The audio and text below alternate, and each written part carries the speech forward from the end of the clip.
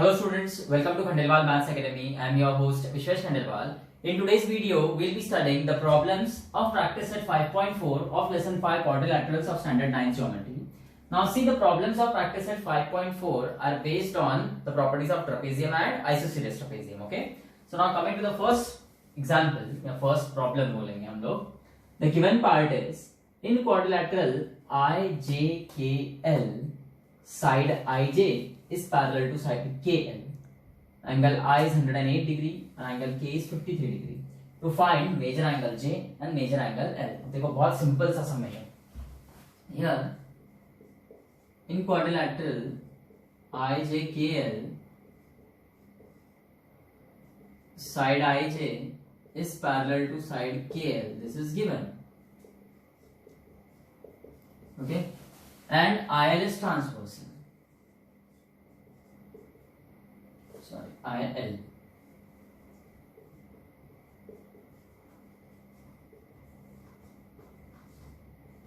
Therefore, angle I plus angle L is 180 degree.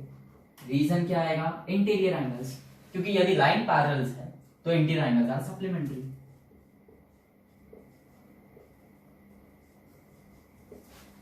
Here angle I is 108 degree plus angle L is equal to 180 degree. अब ये जो 108 degree है left में right में जाएगा तो माइनस 108 होगा.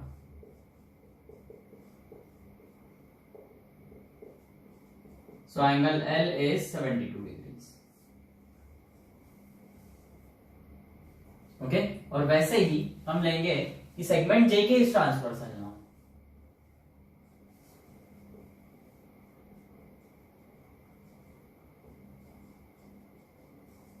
Okay, and therefore angle J plus angle K is 180 degree. Interior angles are supplementary. Okay, और इसमें एंगल J का वैल्यू तो फाइंड करना है हमें. एंगल K का वैल्यू दिया 53 degree. So angle J is 180 degrees minus 53 degrees. इसका मतलब angle J is 127 degrees. This is your answer. Okay. Second sum देखो. The given part is in quadrilateral ABCD, side BC is parallel to side AB.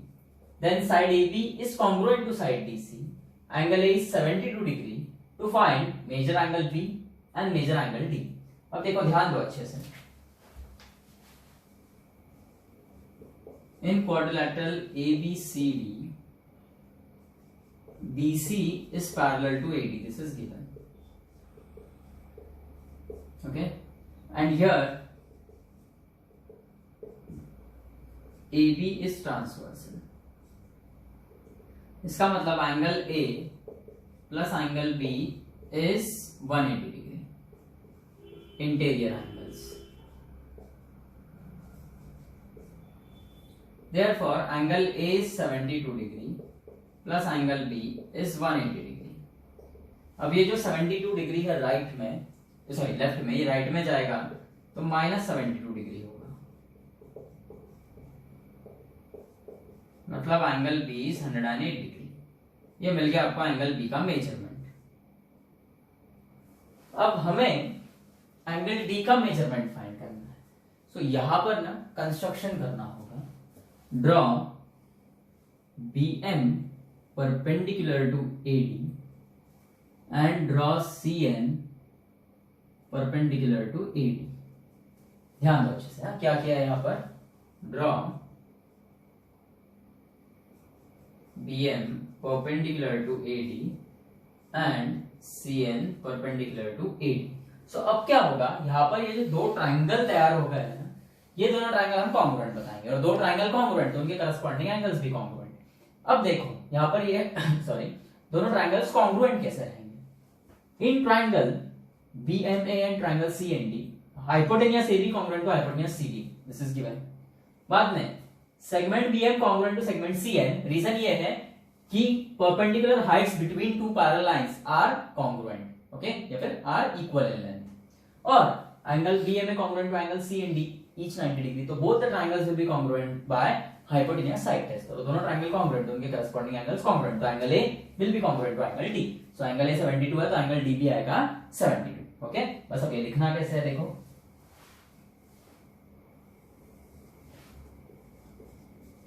in triangle BMA and triangle CND, hypotenuse AB is congruent to hypotenuse CD. This is given. और segment BM is congruent to segment CN.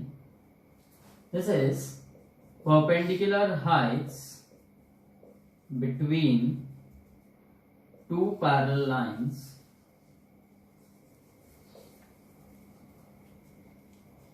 are equal. Okay, इसका मतलब BM is equal to CN, और angle BMA is congruent to angle CND. BMA is congruent to CND, reason आएगा each 90 degree.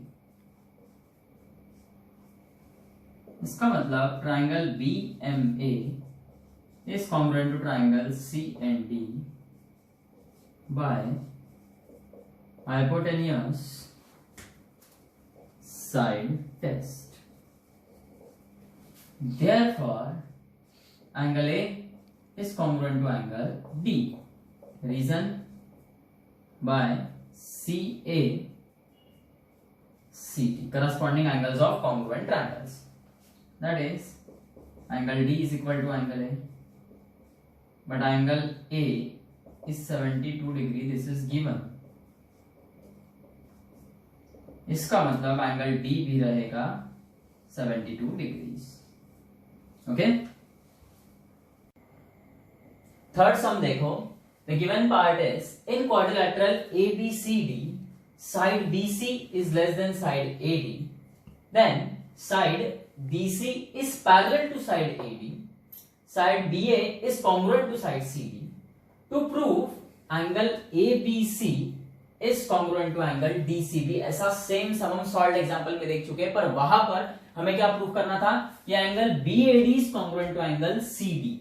ये जो नीचे वाले angles थे ये दोनों कॉन्ग्रुएंट बताने थे, और उसमें हमने क्या किया था, कंस्ट्रक्शन किया था कि draw segment parallel to segment DA through point C, है ना, यहां से एक पैरेलल लाइन ड्रॉ किया था जो लाइन DA को पैरेलल था, and it intersect this segment AD at point T, ऐसा कंस्ट्रक्शन किया था हमने, और फिर ये जो नीचे वाले दोनों एंगल्स ये कॉन्ग्रुएंट बताए थे। यहां पर ये जो ऊपर वाले दो एंगल्स ये कॉन्ग्रुएंट बताना है, angle ABC congruent to angle DCB। अब यहाँ पे कंस्ट्रक्शन करना होगा, ये सेम कंस्ट्रक्शन ने पिछले सम में किया, वो ये कि ड्रॉ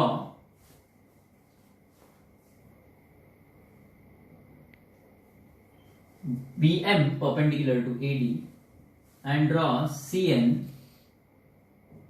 perpendicular to AD। अब देखो ये कंस्ट्रक्शन करना है आपको,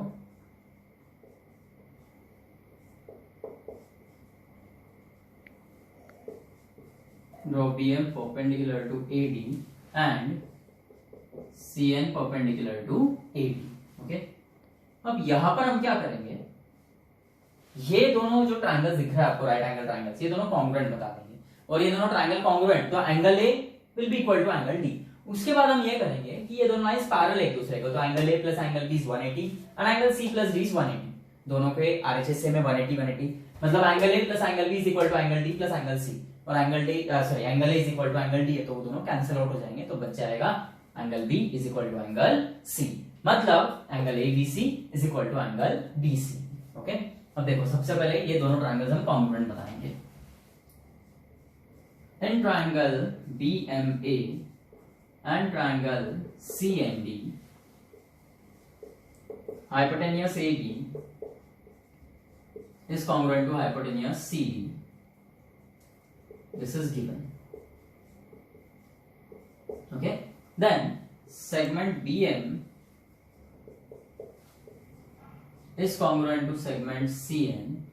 Reason: perpendicular heights between parallel lines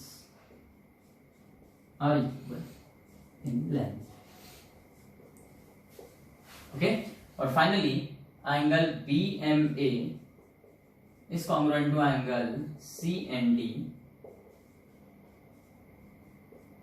each 90 degree, and therefore triangle BMA is congruent to triangle CND. Triangle BMA congruent to triangle CND by hypotenuse side test, and therefore angle A is congruent to angle D. इसे one नाम दे दो और reason दे दो CAST, corresponding angles of CACD of congruent angles. अब देखो in quadrilateral ABCD, this side BC is parallel to side AD. This is given. BC is parallel to AD. इसका मतलब, और यहां पर हम ट्रांसवर्सल लेंगे AB. Segment AB is transversal. Okay. So therefore ये angle A plus angle B है ना. एंगल B मतलब ये होल एंगल B ABC, बराबर है. इस B वर्टेक्स से एक्चुअली तीन एंगल्स निकल रहे हैं, एंगल ABM, एंगल CBM और एंगल ABC. तो जब हम सिर्फ सिंगल लेटर में एंगल B बोल रहे हैं तो इट इज ये बड़ा वाला angle ABC. Okay, angle A plus angle B is 180 degree. इसे आप 2 नाम दो और रीजन आएगा इंटीरियर एंगल्स. और now this same side BC is parallel to side AD, but अब AB ट्रांसवर्सल ना लेते हुए हम CD ट्रांसवर्सल लेंगे. Segment CD is transversal.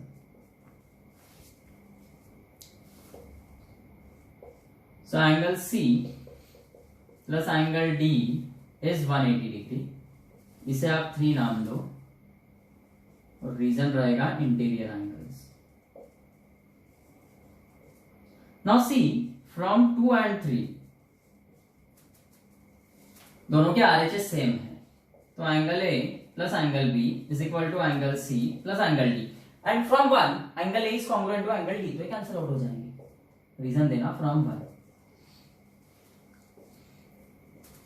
इसका मतलब angle B is equal to angle C, that is, अब ये एंगल B यानी एंगल ABC पूरा लिखो, is congruent to angle DCB. This is your proof.